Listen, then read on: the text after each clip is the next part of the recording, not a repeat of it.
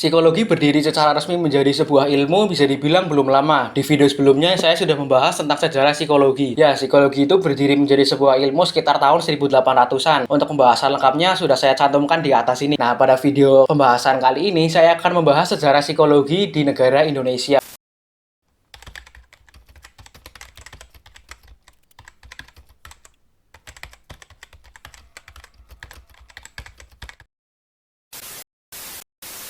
Untuk membahas sejarah psikologi di Indonesia, kita akan kembali ke zaman masa kemerdekaan.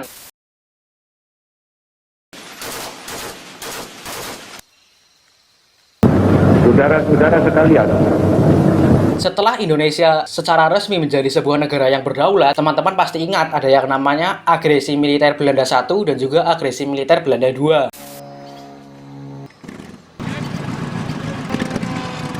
Nah, pada saat itu Indonesia otomatis mempertahankan kemerdekaannya. Karena mempertahankan kemerdekaannya, jadi Indonesia itu cenderung menghabiskan uangnya untuk kebutuhan militer. Karena untuk kebutuhan militer uangnya itu sudah habis, kemudian ada Belanda yang menguasai kembali Indonesia. Sebenarnya berusaha menguasai Indonesia, dan juga Indonesia dilarang oleh Belanda untuk mengekspor hasil dari buminya. Maka terjadilah kekosongan kas di negara Indonesia. Ditambah ada juga konferensi meja bundar yang menyatakan bahwa Irian Barat atau yang sekarang menjadi daerah Papua itu bukanlah hak milik Indonesia, tapi masih hak milik Belanda. Dari masalah itu muncullah semangat juang dari pejuang-pejuang Indonesia untuk membangkitkan Indonesia, terutama di sektor ekonomi. Nah, setelah itu timbullah kebijakan yang namanya nasionalisasi perusahaan-perusahaan milik Belanda. Kenapa? Karena ekonomi Indonesia pada saat itu, terutama perusahaan-perusahaan, masih didominasi oleh perusahaan-perusahaan milik Belanda. Entah itu perusahaan di bidang perkebunan, pertanian, kemudian energi, transportasi, dan lain sebagainya. Kebijakan nasionalisasi perusahaan-perusahaan ini bisa dibilang cukup ramai pada saat itu. Ya, karena perusahaan-perusahaan milik Belanda direbut sama orang-orang Indonesia, kemudian pegawai-pegawai atau karyawan-karyawan di perusahaan tersebut yang otomatis juga berkewarganegaraan atau berketurunan Belanda, nah mereka itu dipulangkan ke negara Belanda. Kemudian jabatan struktural seperti misalnya bendahara, manajemen, dan lain sebagainya itu dipegang oleh orang Indonesia. Jadi perusahaan-perusahaan tadi itu kan diambil alih oleh orang-orang Indonesia. Mereka itu kan sebenarnya nggak punya basic ilmu manajemen bisnis, ilmu manajemen administrasi, dan lain sebagainya. Disinilah timbul permasalahannya.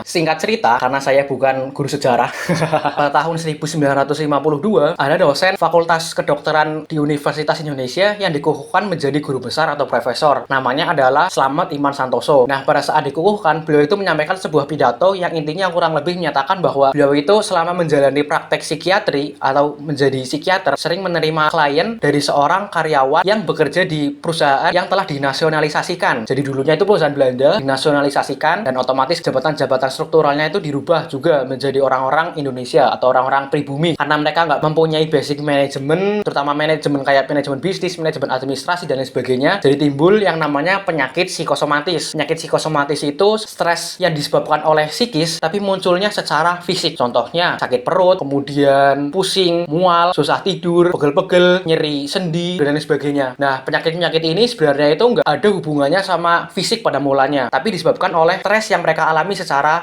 psikis, ya karena mereka itu nggak punya basic ilmu manajemen. Misalnya disuruh mengurus banyaknya karyawan sekitar 1000 gitu kan, pusing ya, psikisnya otomatis kena. Nah, dari situlah Prof. Iman Santoso ini mendirikan sebuah kayak kursus atau pelatihan-pelatihan untuk pesertanya dilatih untuk menjadi semacam asisten psikolog gitu. Dari sini kemudian pada tahun sekitar 1950-an, jadi masih pada dekade yang sama, pemerintah Indonesia dan juga TNI mengirimkan beberapa orang untuk belajar psikologi di Belanda dan juga Jerman. Sepulang dari situ mereka ditugaskan untuk masuk ke bagian psikologi TNI AD dan juga TNI AU di Bandung. Nah, sisanya menjadi staf tenaga psikologi di Universitas Indonesia. Kemudian pada tahun 1960-an, psikologi itu berdiri sendiri menjadi sebuah fakultas psikologi di Universitas Indonesia. Dari tadinya itu kan psikologi masih di bawah naungan Fakultas Kedokteran. Nah, kemudian pada tahun 1960 berdiri sendiri menjadi fakultas psikologi dan dekan pertamanya adalah Prof. Slamet Iman Santoso. Dari sini terus ilmu psikologi terus berkembang di di Universitas Gadjah Mada juga ada Fakultas Psikologi sendiri, kemudian di Unair juga akhirnya berdiri Fakultas Psikologi dan lain sebagainya. Ya pada awalnya memang psikologi itu masih di bawah naungan kedokteran. Bahkan sampai sekarang kalau nggak salah itu di Universitas Udayana Bali, prodi psikologi itu masih di bawah naungan Fakultas Kedokteran. Meskipun ya memang prodi psikologi itu ada yang di bawah naungan Fakultas Ilmu Budaya. Tapi secara keseluruhan sekarang itu mayoritas Fakultas Psikologi sudah berdiri sendiri, nggak di bawah Fakultas Kedokteran. Nah, apakah psikologi cukup sampai di situ saja sejarahnya? Sebenarnya enggak. Dulu, sarjana psikologi itu sudah bisa praktek seperti ya semacam praktek psikolog gitu. Lulus sarjana, buka praktek, oke bisa. Itu pada zaman dahulu. Kemudian muncul peraturan baru. Sarjana psikologi ketika ingin praktek psikolog, dia harus sekolah profesi terlebih dahulu. Jadi setelah selesai S1, kemudian lanjut sekolah profesi, baru bisa praktek psikolog. Kemudian pada sekitar tahun 2008, keputusan masalah pendidikan psikologi ini dirubah lagi. Jadi kalau misal teman-teman ingin menjadi psikolog, harus minimal S2 terlebih dahulu. S2-nya itu pun S2 Magister Profesi. Lama pendidikannya kurang lebih 4 tahun. 2 tahun Magister yang biasa, kemudian 2 tahun lagi untuk mengambil keprofesian. Nah, ini cukup lama kan. Kemudian kemarin, belum lama ini, sekitar tahun 2022, muncul peraturan undang-undang baru yang telah disahkan tentang pendidikan dan pelayanan psikologi. Intinya di situ adalah untuk pendidikan psikologi, bagi mereka yang ingin menjadi psikolog, nggak perlu lagi sekolah S2, tapi cukup sekolah profesi, seperti misalnya profesi-profesi apoteker. Mereka kan setelah S1 kemudian lanjut sekolah profesi dan bisa buka praktek. Nah, itu untuk di jenjang akademiknya. Kemudian untuk perkembangan-perkembangan di bidang lain sebenarnya juga masih terus berkembang kayak di negara-negara barat. Entah itu ilmu psikologi transpersonal, psikologi endogenes dan lain sebagainya itu terus masih berkembang. Tapi secara garis besar inti dari perkembangan psikologi di Indonesia cukup sampai di sini saja. Ya karena kalau dibahas mendalam nanti akan beda pembahasan gitu. Psikologi transpersonal ada pembahasannya sendiri. Psikologi endogenes atau psikologi budaya ada sejarahnya sendiri. Dan itu bisa dibilang cukup panjang.